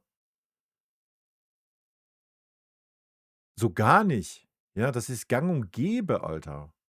Wenn du Berater bist vom Spieler, der in irgendwelchen Verhandlungen ist, der Vertrag läuft aus, du bist im letzten Vertragsjahr, ist doch klar, dass du mal 'm Reporter 'n bisschen was zuschiebst und sagst: „Ey, schreib doch mal hier, dass hier der und der Verein ist dran, ne, und wir sind kurz vorm Abschluss.“ Ja, ey, Leute, brauchst du doch nur auf Social Media selber machen. Brauchst ja noch nicht mal jetzt heutzutage irgend 'n Reporter schmieren, Alter. Junge, da gibt's Bots für, die schreiben, die machen dir innerhalb von einer Minute 10.000 Posts auf Social Media und gut ist, ja? Also, da braucht man sich doch nicht wundern. Aber wir haben halt einfach nicht die Eier, mal zu sagen. Das ist das Problem. Hm. Alle, die im Eber so, die Verträge hätte ich auch geschafft, ja. Sehe ich 1:1 genauso. Also, man hat 'n Brazzo dafür zerrissen, ne? Habe ich ja auch gesagt in dem Video. Und Eberl, lobt man in den Himmel. Sorry, wenn Alphonso Davies 20 Millionen in den Arsch zu schieben und 20 Millionen Handgeld und Musiala 25 Millionen in den Arsch zu schieben und 30 Millionen Handgeld, obwohl er noch 1,5 Jahre Vertrag hatte. Alter, ist jetzt nicht die Kunst, oder? Ich glaube, ist jetzt nicht die Kunst. Ich glaube, da kann man sich nicht hinstellen und sagen: „Boah, hast du geile Verlängerung geschafft.“ Bei Upamecano dasselbe jetzt. „Ey, hast 'ne geile Verlängerung geschafft nach einem Jahr Verhandeln. Geil.“ 20 Millionen, 20 Handgeld und 'ne Ausstiegsklausel nach 2 oder 3 Jahren. Ja, geil, hast du gut gemacht. What the fuck, Alter? Hä? Über was reden wir? Da gibt's Schulterklopfer für. Da gibt's Schulterklopfer für. Serge Gnabry, 15 Millionen zu verlängern, gibt's Schulterklopfer für. Geil, 'n wichtigen Spieler, Serge Gnabry gehalten. 15 Millionen im Jahr. Junge, da kriege ich Puls. Klar, Rice ist gut, Kimmich Weltklasse, ja. Ja, so denken die Deutschen, Alter. Ist echt so. Ist wild, ne? Musiala ist der Spieler der Zukunft. Ja, werden wir mal sehen. Hat er das schon bewiesen? Noch mal, hast du Musiala in der Hinrunde vermisst? Ansatzweise? Ich nicht. Ich glaube, keiner hat den sportlich vermisst. Wo?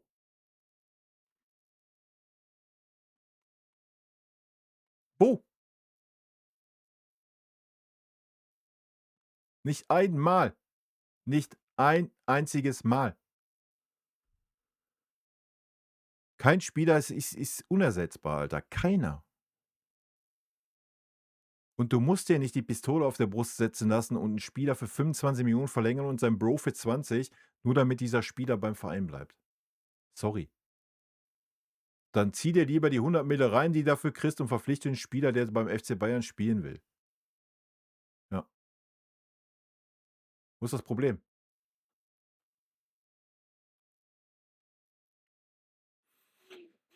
Neuer macht keine Fehler. Das ist wie Kimmich, der macht auch keine Fehler.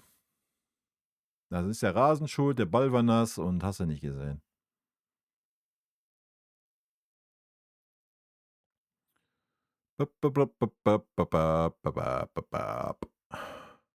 Wie gesagt, ich bin bei den Bayern-Frauen nicht im Thema, ich kann darüber nicht reden.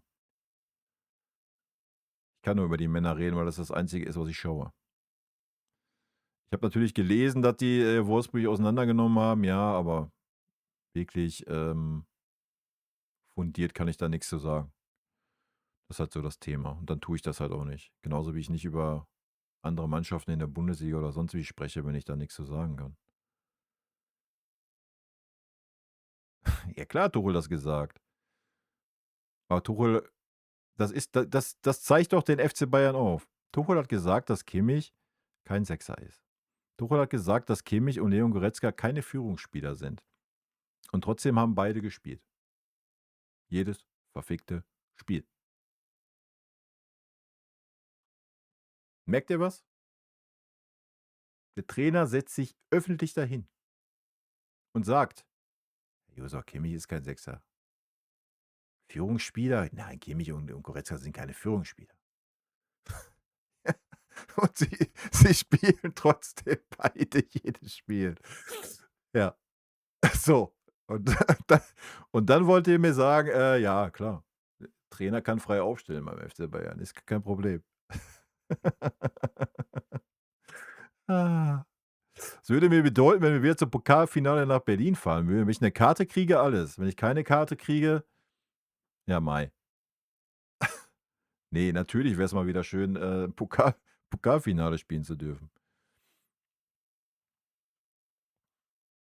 Ulisse halten könnte schwierig werden. Ach, das wird nicht schwierig. Das wird nicht schwierig. Da wird der Geldkoffer aufgemacht, da werden die 25 Millionen gezahlt, die Jamal Musiala bekommt, da werden die 30 Mille Handgeld gezahlt und dann ist doch alles gut.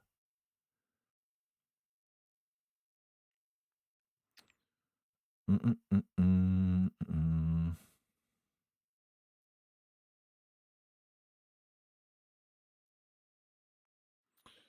Topverdiener, bla bla bla.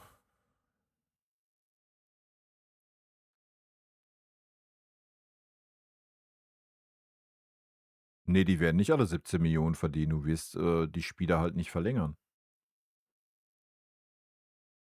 Darauf wird's hinauslaufen. Und entweder hast du dann Spieler, die sagen: „Ich fühle mich beim FC Bayern so wohl und es ist mir egal, dass da jemand ist, der das Doppelte wie ich verdient, obwohl er weniger Leistung bringt." Oder halt nicht. Darauf wird das hinauslaufen. Ganz einfach. Aber du hast das doch mit dem David Alaba am besten gesehen. Die Spieler erwarten das, jeder weiß doch, was jeder verdient, Alter, in der heutigen Zeit. So. Und was erwartest du denn da, wenn da ein Alphonso Davies 20 Millionen verdient? Nochmal. Was ist Alphonso Davies? Das ist kein Weltklasse-Spieler, Alter. Das ist, wenn er eine gute Form hat, ja, ist das ein Spieler auf 'ner guten internationalen Bühne. Mehr nicht. Und warum sollte dann ein Stanisic, wenn er sich gerade, wie er gerade so spielt und sich so weiterentwickelt, warum sollte der dann bei der nächsten Vertragsverlängerung sagen: „Ey, ja, alles gut. Ich habe jetzt 8 oder 9, ich nehme dann 12." Ne, der wird dann sagen: „Ey, guck mal hier, der Davies, ne, der kriegt aber 20. Warum kriege ich die nicht?" Ja, völlig normal, oder nicht? Und entweder wird der Verein dann irgendwann sagen: „Ja, machen wir", oder wie jetzt bei Opa, oder irgendwann sagt der Verein: „Ne, machen wir nicht", und dann geht der Spieler. Und der Spieler geht ablösefrei, weil wir ja auch mit jedem Spieler in das letzte Vertragsjahr gehen. Wird mit Conny Leimer nicht anders laufen. Es sei denn, Conny Leimer sagt jetzt im Sommer, er möchte den Verein verlassen. Ansonsten werden wir mit Conny Leimer ins letzte Vertragsjahr gehen und der ganze Bums wird sich genauso lange ziehen, wie es bei Upamecano ist. Und dann wird man schauen, so, wie sieht das gerade aus? Brauchen wir jetzt Conny Leimer dann noch unbedingt? Ne, brauchen wir dann nicht, weil er vielleicht nicht mehr Stammspieler ist, und dann wird man Conny Leimer gehen lassen. So, so wirst du das dann lösen. Und dann verpflichtest du, was weiß ich, irgendeinen anderen Spieler, der wieder 8 Millionen verdient. Wenn der sich wieder richtig weiterentwickelt, Stammspieler wird, dann wird der auch wieder sagen: „Hey, hier, ich möchte aber auch so viel haben wie Alphonso Davies", der dann wahrscheinlich schon 30 ist und 30 Millionen verdient, weil er Alphonso Davies ist. So, so wird das gehen. Warum sollte ein Spieler weniger Geld verlangen? Willst du doch auch nicht tun. Wenn dein Arbeitskollege die halbe Leistung von dir bringt und verdient das Doppelte wie du, dann sagst du doch zu deinem Chef auch nicht: „Ey, alles gut, ich mache das schon." Ne, dann sagst du zu deinem Chef: „Pass mal auf hier, ich weiß, was der verdient. Der leistet die Hälfte von dem, was ich leiste. Ich will dasselbe Geld verdienen, wie er verdient." Ja.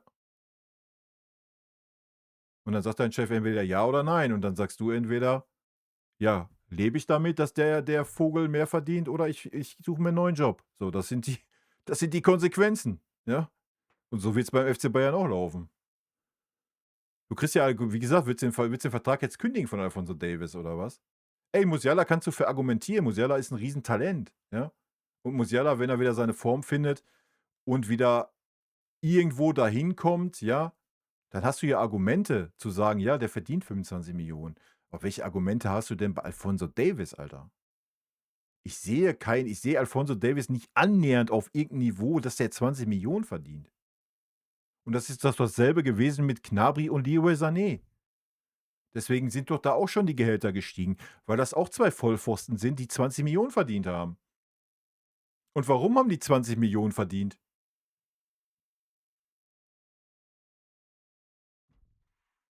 Warum ist denn Kingsley Coman jetzt gewechselt? Weil er keine 20 Millionen verdient hat. Ja, über was reden wir? Was hast du denn für Vorstellungen?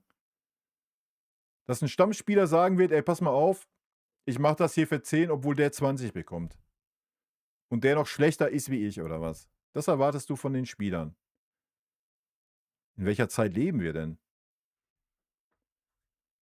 Wir leben in keiner Zeit mehr, dass Spieler beim FC Bayern spielen, weil's der FC Bayern ist. Vielleicht 'n Pavlo, weiß ich nicht, wie er so tickt, ja? Aber lass mal den Pavlo sich dahin weiterentwickeln, wo er sich grade hin entwickelt. Ja, dann hast du auch keine Argumente mehr. Du willst 'n Lennart Kahl jetzt nach 6 guten Spielen, das Gehalt vervierfachen. Aus welchem Grund? Lass den doch mal eine Saison durchliefern, dann können wir doch darüber reden. Ne, machst du jetzt schon mal. Ist sicherer, ne? Katastrophe. Katastrophe. Hm, hm, hm, hm, hm.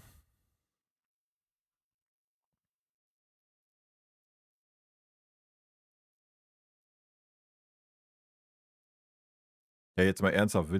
Willst du mir denn erzählen, dass die Vereinsführung Ahnung hat, wie sie grade Verträge verlängert, oder was?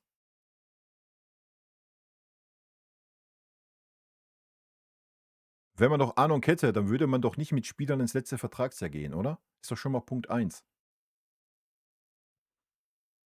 Warum gebe ich als Verein das Heft des Handelns dem Spieler und sage: „Ey, komm, mach jetzt mal. Du hast alle Karten auf der Hand.“ Der Spieler wartet bis Januar, bis er mit anderen Vereinen sprechen darf. Nehmen wir das Beispiel Davis, nehmen wir das Beispiel Upamecano, nehmen wir die nächsten Spieler, die kommen, kannst du Conny Leimer nehmen, etc. Hä? Natürlich haben die keine Ahnung. Sorry. Guck dir andere Mannschaften an, wie die das händeln. Guck dir andere Top-Mannschaften an, wie die das händeln. Da gehen keine Spieler, die Stammspieler sind, ins letzte Vertragsjahr zum Teufel, Alter. Das passiert da nicht. Da gibt's Trainingsgruppe 2 und dann sitzen die auf der Tribüne. Punkt. Junge, Alter. Passiert doch bei uns nicht. Und ja, dann kann man sagen, dass man keine Ahnung hat, wenn man einen Alphonso Davies, Alter, nochmal 20 Millionen in den Arsch schiebt. Junge, das ist ein durchschnittlicher Spieler. Der ist schnell. Toll. Gibt in der Bundesliga wahrscheinlich 50 Spieler, die schneller sind wie Alphonso Davies. Und die kannst du alle kaufen. Kannst du 10 Stück für kaufen. 10 Stück kannst du kaufen, die schneller sind wie Alphonso Davies. Und die bekommen noch nicht mal die 20 Millionen zusammen. Junge, Alter. Ihr wollt mir erzählen, dass die Ahnung haben, oder was? What the fuck, Alter? Alphonso Davies, 20 Millionen. Für was? Der ist schnell, sonst kann der nichts, Alter. Der ist defensiv eine Nulpe, der ist offensiv eine Nulpe. Junge, das kannst du mir doch nicht erzählen. Ey, wenn der so gut wäre, ja, wenn der so gut wäre, wie es ja angeblich ist, dann wäre er bei Real Madrid gelandet. Und wer hätte nicht noch ein Jahr später, nachdem die ganze Scheiße schon gelabert war, den Vertrag doch noch verlängert. Junge. Und weil der Verein ja so viel Ahnung hat, sagt man zu einem Conny Leimer so, oder was? Der ein super wichtiger Spieler in der Vorrunde war, der ein super wichtiger Spieler auch jetzt sein könnte, wenn man ihn verdammt noch mal auf die richtige Position stellen würde. Da sagt man dann so. Und dann setzt du dich hier hin und erzählst mir: „Ja, meinst du denn, die haben keine Ahnung?“ Ne. Ja, das meine ich. Ja, genau das meine ich. Ja. Du kannst doch nicht mit jedem verfickten Spieler dir auf die Nase rumtanzen lassen und in das scheiß letzte Vertragsjahr gehen.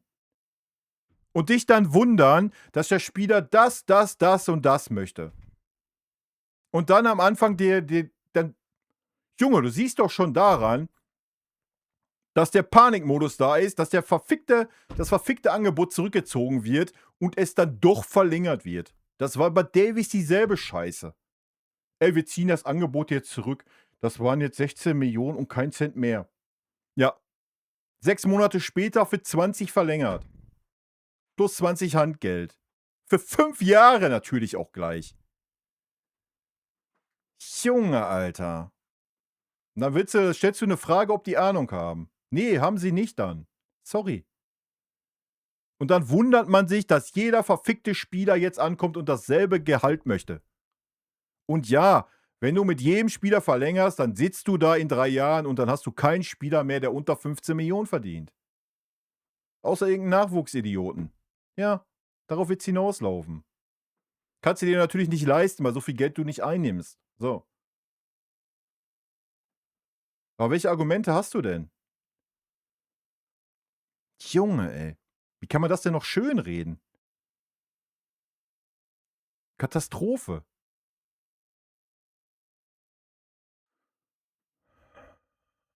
Und ich wette mit dir, wenn Manuel Neuer verlängert, dann verlängert der für die jetzigen Konditionen, Alter. Dann kriegt der nächstes Jahr noch mal 20 Millionen in den Arsch geschoben.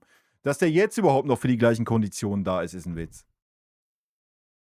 Und dann wollt ihr mir erzählen, das ist gut so, das ist richtig, die haben richtig Ahnung oder was? Ja, ganz bestimmt. Junge, Junge. Katastrophe. Anderes Wort fällt mir da nicht ein. Ist auch immer wieder wild, dass wir immer wieder auf dieses Thema kommen hier in dem Stream. Ernsthaft. Muss ich mal auf die Blacklist setzen, das Thema Geld. Drehen uns da halt auch im Kreis.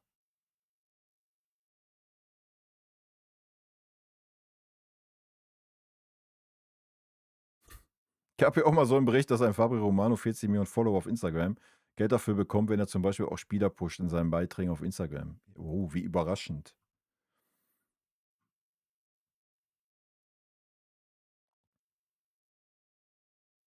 Ja, aber ist doch gut verhandelt, oder? Von der Vereinsführung. Der Opa-Deal. Ist doch super verhandelt.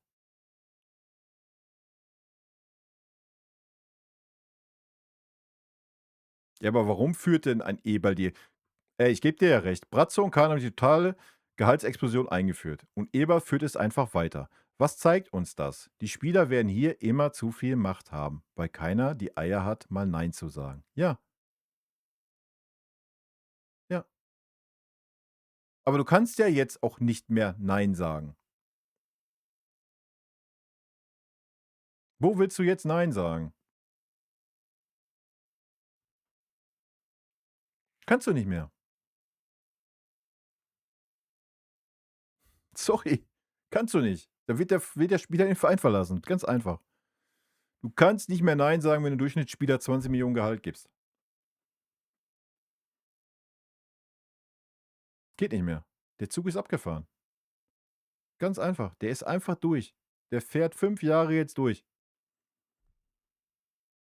Ja, du wirst den Kader immer kleiner machen, was ja gerade schon passiert, um das irgendwie aufzufangen, einzugliedern. Ja, richtig. Das ist der Punkt, den du machen wirst.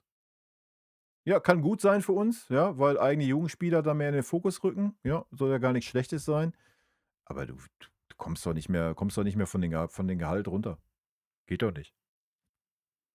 Du musst halt einfach gucken, dass du jetzt pro Jahr dann 3, 4 Lennart Karls auf der Bank sitzen hast und gut. Aber hey, es kann ja auch alles nicht so schlimm sein, wenn du dir 'n Ersatzspieler Serge Gnabry für 15 Millionen für 2 Jahre noch leisten kannst, oder? So. Aber 'n Conny Leimer sagst du dann: „Ne, ne, Conny, das geht nicht. Du bist einfach zu wichtig für diese Mannschaft. Du bleibst bei deinen 9 Millionen." Lol, Alter. Und dann setzt man sich hier hin und fragt, ob die unsere Vereinsführung Ahnung hat, ja. Also, von außen betrachtet, nein. Von außen betrachtet tanzt unserer Vereinsführung jeder Spieler mit seinen Beratern auf der Nase rum. Jeder. Und selbst ein Josua Kimmich ohne Berater ist dem Verein auf der Nase rumgetanzt. Weil selbst ein Kimmich mit seinen schwachen Leistungen die letzten Jahre hat für selben Konditionen verlängert. Ja, tipptopp. Und das stellt man dann auch hin als: „Oh, super wichtige große Verlängerung." Ja, sehen wir gerade, oder? Sehen wir die Saison. Super wichtiger Spieler für uns. Serge Gnabry wird auch 'n super wichtiger Spieler werden. Vor allen Dingen, wenn man jetzt 'n Lennart Kalder noch 8 Millionen gibt. Hm, mit Serge Gnabry wird er richtigen Stellenwert haben, weil ist wichtig für die Kabine, hat Max Eberl ja gesagt. Ist wichtig für Neuzugänge. Wenn Neuzugänge kommen, dann melden die sich bei Serge Gnabry und der regelt alles. Ja, deswegen ist der 15 Millionen wert, der Mann. Grandios. Ja, macht von außen definitiv den Eindruck, als wenn unsere Vereinsführung da richtig Ahnung hat. Ja, finde ich schon. Hm, hm, hm, hm, hm.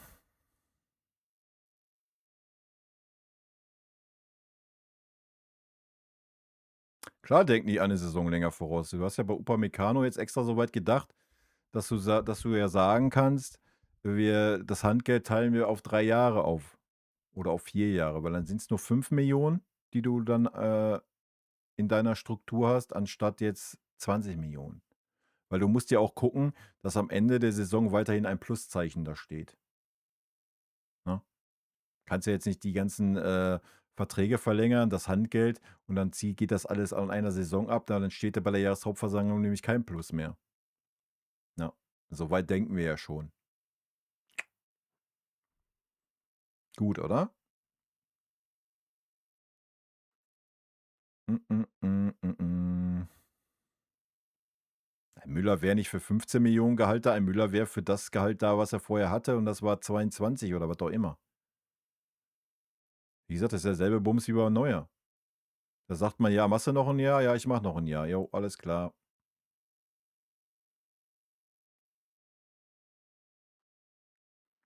Ja klar, hat sich Conny gesagt, er zeigt immer Leistung, egal wo er spielt. Aber Fakt ist doch auch das hat ein Conny immer gesagt, dass er natürlich gerne mal in der Zentrale spielen wollen würde, weil das nun mal seine Posi ist. Und wenn dann 'n Verein kommt und sagt: „Conny, wir suchen zentralen, fixen Punkt", ja, warum soll er denn dann da nicht hingehen? Das ist doch nur der Take.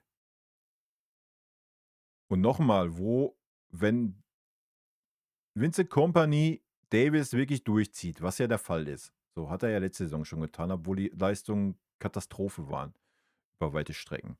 Das heißt, sobald 'n Fonzie wieder fit ist, wird 'n Fonzie wieder eingebaut. Fonzie ist unser Linksverteidiger. So, die Pose ist doch zu für Conny Leimer. Die Zentrale ist zu, weil Josh immer spielt, Pavlo überragend spielt, die ist zu. Ist noch der Rechtsverteidiger. Aber Stanisic spielt gerade einen sehr, sehr starken Rechtsverteidiger. Also, wo ist denn dann noch Conny Leimers Stammplatz? Der ist doch gar nicht mehr gegeben.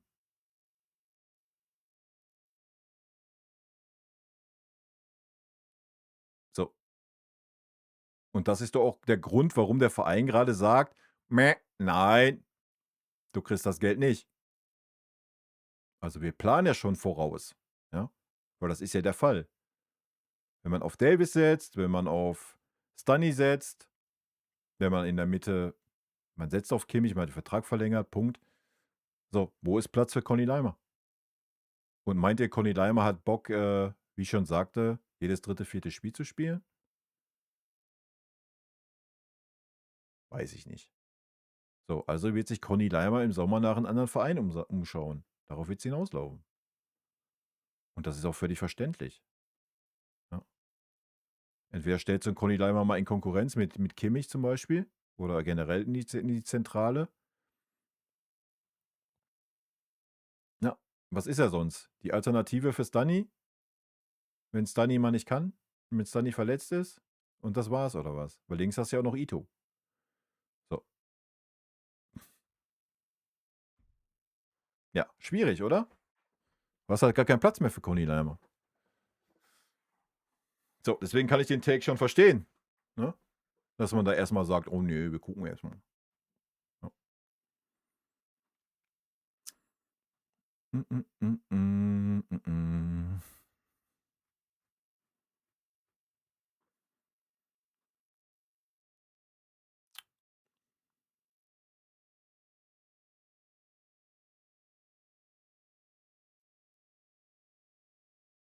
Na ja, wir reden nein, sorry, da gehe ich nicht mit.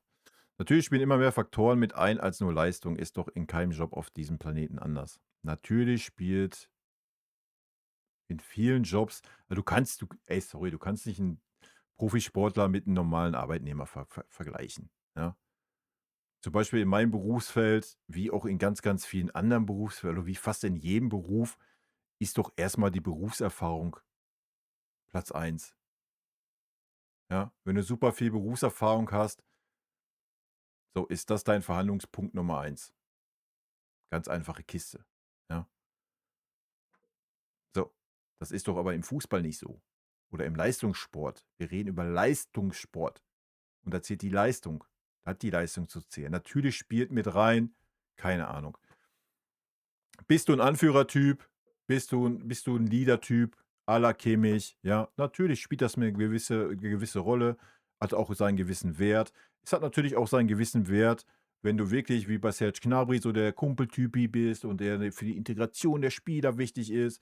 Das wird alles irgendwo mit 'ne Rolle spielen, so gar keine Frage, ja? Und natürlich spielt beim Serge Gnabry auch mit die Rolle, ja, wenn du jetzt mit dem Gnabry nicht verlängert hättest, müsstest du 'n Ersatz haben. Da müsste ich vielleicht 'n Spieler verpflichten, der kostet mich 30 Millionen. Ja, der möchte dann wahrscheinlich auch 10 Millionen mindestens haben, Geld an Gehalt und so. Natürlich spielt das alles 'ne Rolle, ja? Aber es ändert doch nichts an dem Fakt, dass der maßlos überbezahlt ist.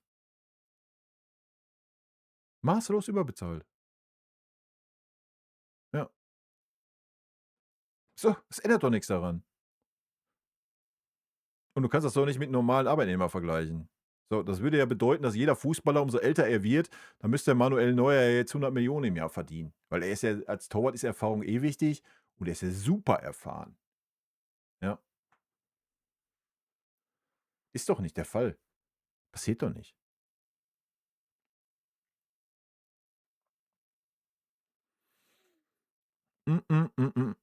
Einmal guten Tag.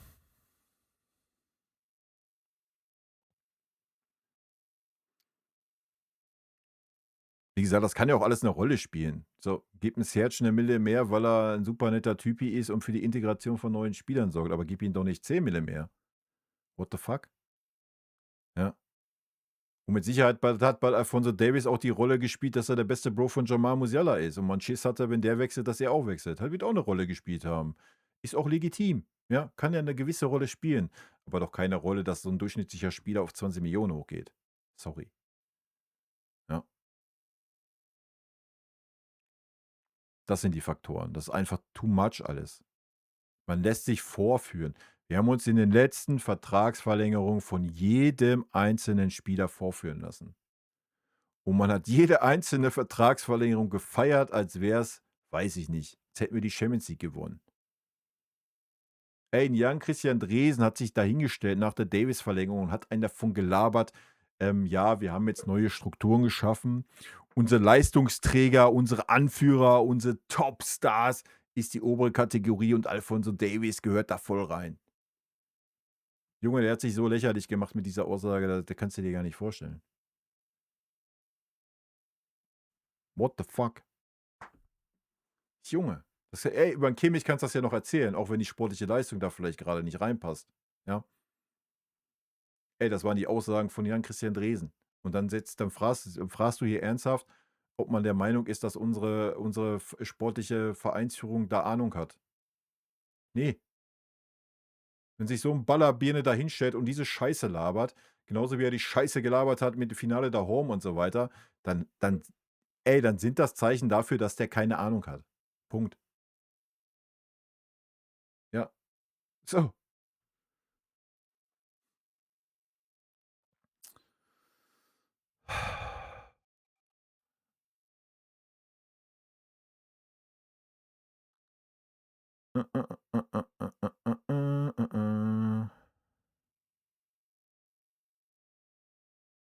Du kannst ja auch nicht als Außenverteidiger deine Schwächen in der Abwehr vorne mit Vorlagen oder Toren ausgleichen. Wie soll das denn funktionieren?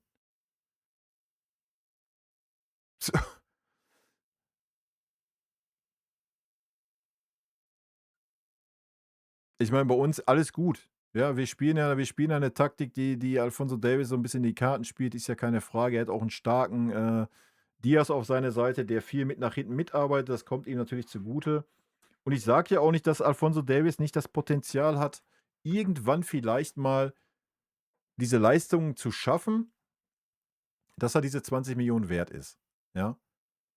Aber du kannst doch nicht sagen: „Ey, ich gebe den Spieler jetzt schon mal die nächsten 3 Jahre 20 Millionen, auch wenn er die nie wert sein wird.“ Das ist dasselbe Problem, was wir bei Sané gemacht haben, was wir bei Serge Gnabry gemacht haben, was wir teilweise auch nicht ganz so extrem bei Kingsley Coman gemacht haben.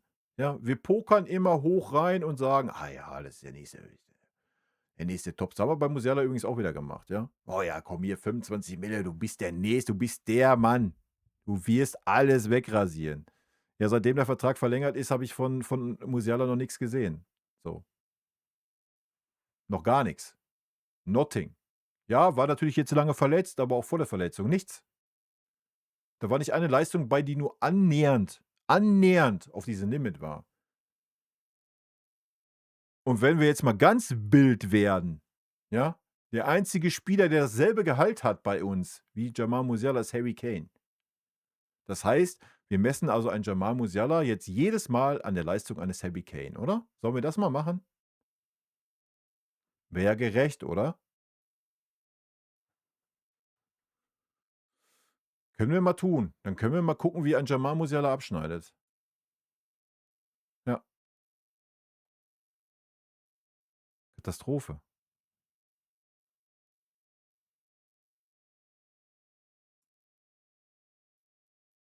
Ich meine, wir können 'ne Stufe tiefer gehen. Wir können 'ne Stufe tiefer gehen. Wir können ja einfach einen Jamal Musiala mit der Leistung eines Olise vergleichen, der ungefähr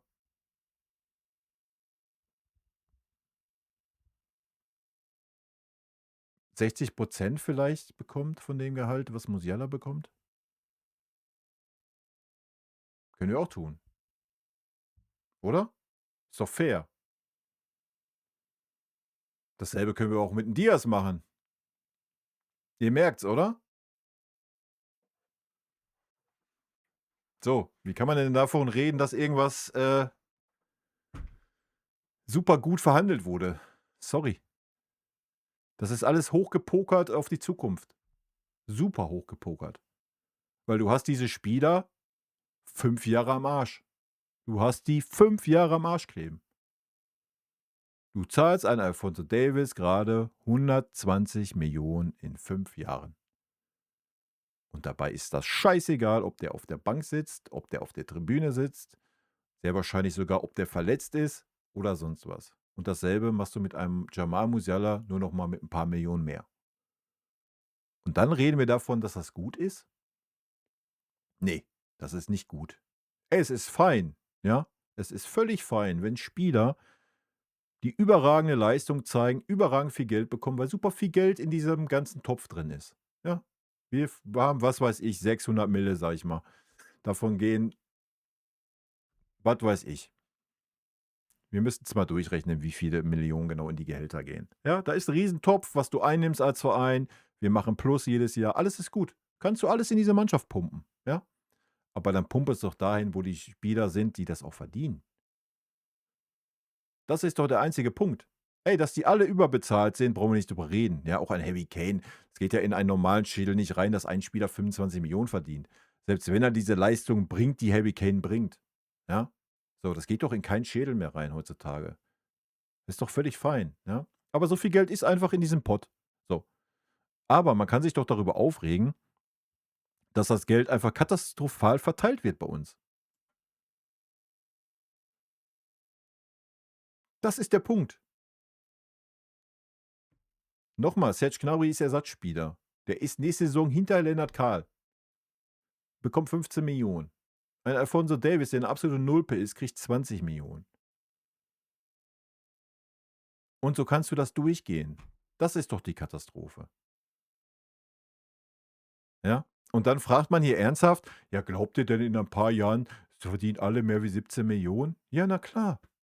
Soll denn ein Michael Olise sagen: „Ey, ne, komm, ist okay. Ich nehme weniger wie Alphonso Davies." Soll ein Pavlo das sagen? Soll ein Stanisic das sagen, wenn er weiter die Entwicklung nimmt? Wer soll das sagen? Welcher Spieler in unserem aktuellen Kader soll das denn sagen? Ja, ein Ito, der ist wahrscheinlich zufrieden mit seinen 8, 9 oder 10 Millionen, die er kriegt, weil er noch nicht mal Stammspieler ist, ja? Aber welcher Stammspieler soll das denn sagen bei der nächsten Vertragsverhandlung? Hä? Nenn mir einen. Gibt es nicht. Und dann ist die logische Konsequenz, dass alle auf dieses Level kommen, siehe Upamecano. Dann hättest du da jetzt das Zeichen setzen müssen. Opa, Leistungsträger, Stammspieler. So, ja? Das war die Chance. Du hast die Chance bei Davis gehabt, hast vertan. So, Kind ist in den Brunnen gefallen. Dann hast du den nächsten gehabt, Upamecano. Hättest du jetzt sagen müssen: „Pass auf, Opa, ja, weiß ich nicht, er hat 15, glaube ich, gehabt. Ey, wir verlängern deinen Vertrag. Wir sehen dich bei 17. Kriegst 10 Meter Handgeld, whatever. Das ist unser Angebot. Punkt." Und dann hättest du es durchziehen müssen. Hast du aber nicht. Weil du siehst: „Ey, das ist 'n super wichtiger Spieler. Den Spieler zu ersetzen, kostet mich wieder dies, dies, dies, dies, dies." Was normal ist, was legitim ist, ja? So. Aber dann kann man doch nicht denken, dass man in 3 Jahren guckt, wenn irgendwelche Verträge verlängert werden, dann kann man doch nicht davon ausgehen, dass dann der Spieler sagt: „Oh ne, ist gut. Komm, mach 10. Mach 10, weil ich den Verein so liebe. Mach 10." Deswegen hat ja auch 'n Thomas Müller, weil er den Verein so liebt, wo er nur noch Ersatzspieler war, trotzdem die 22 Mille mitgenommen. Hat er nicht gesagt: „Ach komm, ist der FC Bayern, ey, liebe ich so sehr, gib mir 5." Ich habe in den 15 Jahren vorher schon 180 Millionen hier rausgezogen. Reicht mir, wenn du 5 gibst. Meint ihr, dann hätte Uli Hoeneß gesagt: „Pass mal auf, Thomas Müller, ist langsam an der Zeit, oder?" Meint ihr, das hätte Uli Hoeneß dann gesagt, wenn Thomas Müller gesagt hätte: „Ey, komm, ich mache das hier für 5"? Ne, hätte er nicht gesagt. Hätte er sich gefreut, dass Thomas Müller noch da ist, weil wir gerade gelernt haben, es ist ja auch super wichtig und kommt nicht nur auf die sportliche Leistung an. Und dass 'n Thomas Müller vom Typ her für die Jugendspieler und so wichtig war, denke mal, hat man gesehen, oder? Ja. Und Thomas Müller ist ja der Spieler, der den Verein so liebt. Ja, hat er auch nicht gemacht. Und dann soll das 'n Stammspieler tun? Dann lebt ihr aber in der Traumwelt, Alter. Muss ich euch dann leider ziehen den Zahn. Ja, Sané dasselbe. Sané hast du 17 Millionen geboten oder so 'n Scheiß. Da musst du dir mal reintun, Alter. Du kannst ja froh sein, dass Galatasaray um die Ecke gekommen ist. Du hättest den noch mal 3 Jahre an der Backe. Junge, das kannst du dir doch nicht ausmalen. Ey, und da können wir doch nicht reden, dass das 'n guter Job ist. Du hast 'n Thomas Tuchel rausgeworfen. Rausgeworfen, gekündigt. Gekündigt hast du den. Um 2 Wochen später zu fragen: „Thomas, machst du nicht doch weiter?“ What the fuck? Und da reden wir von guten Job gemacht. Und der Tuchel erzählt das auch noch auf der PK. Ganz offen und ehrlich. Ne, habe ich mir dann gedacht: „Weißt du was? Mache ich jetzt auch nicht mehr.“ Junge, und ihr setzt euch hier hin und erzählt der Eberl und alle machen guten Job oder was? Und da fragt ihr euch, wie kommt man denn auf die Idee, von außen betrachtet, dass sie keinen guten Job machen? Ja, genau aus diesen Gründen kommt man auf die Idee. Junge, man hat's ja noch nicht mal bei einem Leroy Sané hinbekommen, zu sagen: „Pass mal auf, Leroy, deine Leistung die letzten 5 Jahre war nicht bayernwürdig. Bitte, verlass diesen Verein, du bekommst keinen neuen Vertrag.“ Ne, man hat versucht, den zu verlängern. Man hat versucht, den zu verlängern. Er sollte einfach nur auf 3, 4 Millionen verzichten. Leroy Sané. Und ihr erzählt mir hier: „Ey, wir machen aber 'n guten Job in der Vereinsführung.“ Junge, Alter. Ey, jetzt mal ernsthaft, das kann doch keiner ernst meinen von euch hier. Das kann doch keiner ernst meinen, dass wir 'n guten Job in der Vereinsführung machen. Sollen wir weitergehen durch die Placements, durch die Sponsorings? Sollen wir das Fass noch aufmachen? Nicht? Dann sitzen wir hier noch 2 Stunden hier. Ihr habt alle Jahreshauptversammlung gesehen. Habt ihr die verfickten Aussagen von unserem verfickten Dreesen gehört? Was der für 'ne menschenfeindliche Scheiße von sich gegeben hat? Ihr redet davon, der Verein macht 'n guten Job, die Vereinsführung macht 'n guten Job. Junge, Alter. Dann habt ihr aber ganz, ganz, ganz tiefe Ansprüche. Sage ich euch, wie's ist. Die Vereinsführung macht 'n katastrophalen Job. Man kriegt's ja noch nicht mal hin, einen Uli Hoeneß mal mundtot zu machen. Das wäre ja schon mal Punkt 1. Selbst das kriegst du ja nicht hin. Der setzt sich irgendwo hin und erzählt nach 2 Tagen nach 'ner Verpflichtung von Nicolas Jackson: „Ja, ist uns doch scheißegal, der Spieler wird eh nicht da bleiben, wir brauchen wir eigentlich gar nicht, bip, bip, bip.“ Leute, ihr wollt mir erzählen, die Vereinsführung macht 'n guten Job, ey. Ey, ich weiß nicht, was bei euch los ist. Sorry. Tja, Junge. So, ich mache jetzt Feierabend. Kurz und schmerzlos. 20:00. Ich habe noch 'n Playdate. Mich genug aufgeregt. Junge, Junge, Junge. Ey, man könnte ja ich verstehe ja noch 'n Take zu sagen, damit mache ich mal Ende. Ich verstehe ja noch 'n Take zu sagen, äh, ja, die sportliche Führung hat in der letzten Transferphase 'n guten Job gemacht.